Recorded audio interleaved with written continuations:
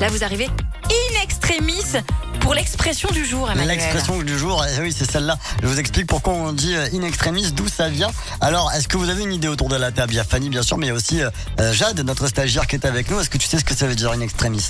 C'est quelqu'un qui n'est pas dans l'extrême. Alors, Ah, c'est marrant. c'est vrai qu'avec le côté extrémiste, évidemment, il y a ça, c'est ça comme radical du mot. Ouais. On pourrait le penser, mais non. In extremis, c'est quand tu fais les choses vraiment de justesse, quoi. Il était temps, quoi.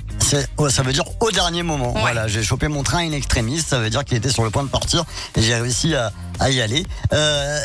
Bon, alors ce matin dans l'émission Bonjour le Sud, autant ne pas vous le cacher, on est en pleine matinée d'école. C'est-à-dire qu'on a fait, Oui. on a fait du français hors antenne. Hors antenne, on a également fait de la géographie. Eh bien, il est 7h50. Sortez vos plus beaux livres de latin, puisqu'in extremis, c'est bien sûr du latin.